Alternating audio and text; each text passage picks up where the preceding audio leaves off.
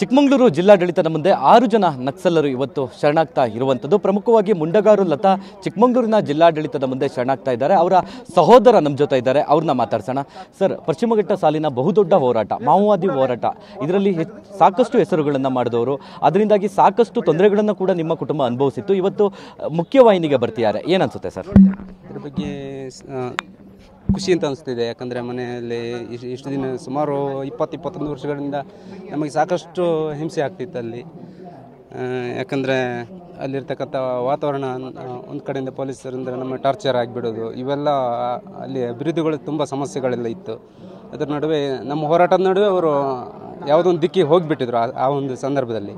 ಅವಾಗ ನಮಗೆ ನಮ್ಮ ಹೋರಾಟಗಳು ಸ್ವಲ್ಪ ಕಂಟ್ರೋಲ್ ಆದಾಗ ಇವರು ಬೇರೆ ಥರದ ಹೋರಾಟಕ್ಕೆ ಇಳಿದ್ಬಿಟ್ರು. ಅವಾಗ ನಮ್ಮ ಹೋರಾಟಗಳೆಲ್ಲ ನಿಂತೋದ್ವು. ಈ ಒಂದು ಸಂದರ್ಭದಲ್ಲಿ ನಕ್ಸಲ್ ಕಾಂಬಿಂಗ್ ಕಾರ್ಯಾಚರಣೆಗಳು ಜಾಸ್ತಿ ಆದವು. ಆ ಸಂದರ್ಭದಲ್ಲಿ ನಮಗೆ ಸಾಕಷ್ಟು ಹಿಂಸೆಗೆ ತೊಂದರೆಗಳಾದವು. ಆದ್ರೂ ಕೂಡ ನಾವು ಅದನ್ನೆಲ್ಲ ಸರಿಪಡಿಸ್ಕೊಂಡು ಮುಂದೆ ಹೋಗುವಂತಹ ಕೆಲಸ ಮಾಡ್ಕೊಂಡ್ವಿ. ಈಗ ಅವಳು ವಾಪಸ್ ಬರ್ತಿದ್ದಾಳೆ ಅಂದರೆ ತುಂಬ ಖುಷಿ ಆಯಿತು ನಮಗೆ. ಯಾಕಂದರೆ ಒಂದು ಒಳ್ಳೆಯ ವಾತಾವರಣ ಅಂತ ಅಂದ್ಕೋಬೋದು ನಾವು ಇಲ್ಲಿ.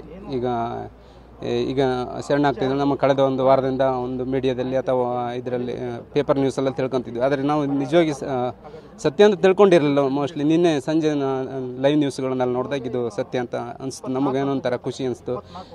ಹೊರಗಡೆ ಹೋದಾಗ ಎಲ್ಲರೂ ಎನ್ಕೌಂಟರ್ ಆಗಿ ಸಾಯೋದಕ್ಕಿಂತ ಈ ಥರ ಮುಖ್ಯವಾಹಿನಿಗೆ ಬಂದು ಅಲ್ಲಿನ ಸಮಸ್ಯೆಗಳಿಗೆ ಮುಂದೆ ಕೂಡ ಜೀವ ಇರೋರಿಗೆ ನಾವು ಹೋರಾಡ್ತೀನಿ ನಿಂತಿದ್ದಾಳೆ. ಹಾಗಾಗಿ ಅವಳ ಬಗ್ಗೆ ನಮಗೆ ತುಂಬ ಖುಷಿಯಾಗುತ್ತೆ. ಹಾಗೆ ಅಲ್ಲಿ ಮೂಲ ಸಮಸ್ಯೆಗಳು 10 ಹಲವು ಇವೆ. ಬಂದೂಕಿನ ಹಿಂದೆ 10 ಹಲವು 100 ಸಮಸ್ಯೆಗಳಿದ್ವು. ಆದರೆ ಬಂದೂಕಿನ ಉತ್ತರ ಅನ್ನುವ ಹಾಗೆ ಅಲ್ಲಿ ಕಾರ್ಯಾಚರಣೆಯಲ್ಲಿ ಸಾಕಷ್ಟು ಹಣನ ಸರ್ಕಾರಗಳು ಅನವಶ್ಯಕವಾಗಿ ವೆಚ್ಚ ಮಾಡ್ತವೆ ವಿನಃ ಅಲ್ಲಿ ಯಾವುದೇ ಅಭಿವೃದ್ಧಿ ಕೆಲಸಗಳು ಆಗಿಲ್ಲ. ಇನ್ನೂ ಕೂಡ ಅಲ್ಲಿರ್ತಕ್ಕಂತಹ ರಸ್ತೆಗಳಾಗಲಿ, ಅಲ್ಲಿರ್ತಕ್ಕ ಹಕ್ಕುಪತ್ರ ಯಾವುದೂ ಕೂಡ ಅಲ್ಲಿ ಆಗಿಲ್ಲ. ಅಲ್ಲಿರ್ತಕ್ಕಂತಹ ಯುವಕರು ಇನ್ನೂ ಕೂಡ ನಿರುದ್ಯೋಗಿಗಳಾಗಿದ್ದಾರೆ. ಅವ್ರಿಗೆ ಡಿಗ್ರಿ ಆದಂಥ ಯುವಕರಿದ್ದಾರೆ, ಅವರೆಲ್ಲರೂ ಕೂಡ ನಿರುದ್ಯೋಗಿಗಳಾಗಿದ್ದಾರೆ. ಅವರಿಗೆಲ್ಲ ಒಳ್ಳೆಯ ಹುದ್ದೆಗಳನ್ನು ಕೊಡಿಸುವಂಥ ಕೆಲಸ ಸರ್ಕಾರ ಮಾಡಬೇಕು ಅಂತ ನಮಗೆ ಅನಿಸುತ್ತೆ. ಇವತ್ತು ಸ್ವಾಗತಕ್ಕೆ ಯಾರೆಲ್ಲ ಬಂದಿದ್ದೀರಾ ಸರ್? ಸ್ವಾಗತ ನಮ್ಮೂರಿಂದ ನಾವು 6-7 ಜನ ಬಂದಿದ್ದೀವಿ. ಮಹೇಶ್ ಅವರು ಬಂದಿದ್ದಾರೆ, ನಮ್ಮ ಪಕ್ಕದ ಮನೆ ನಮ್ಮ ಚಂದ್ರಪ್ಪ ಅವರು ಬಂದಿದ್ದಾರೆ, ಹಾಗೆ ನಮ್ಮ ರಾಜಶೇಖರ್ ಬಂದಿದ್ದಾರೆ, ಮೋಹನ್ ಅವರು ಬಂದಿದ್ದಾರೆ, ರುದ್ರಪ್ಪ ಅವರು ಬಂದಿದ್ದಾರೆ. ಇವರೆಲ್ಲ ನಮ್ಮೂರಿಂದ. ನಮ್ಮ ಅಣ್ಣ ಶೇಷಗೌಡರು ಕೂಡ ಬಂದಿದ್ದಾರೆ. ಇವರೆಲ್ಲ ಬಂದಿದ್ದೀವಿ. ನಾವು 7 ಜನ. ನಮಗೆ ನಿನ್ನೆ ಸಂಜೆ ಮಧ್ಯಾಹ್ನ ನ್ಯೂಸ್ ಸಿಕ್ಕಿತ್ತು, ಹಾಗಾಗಿ ಬಂದಿದ್ವಿ.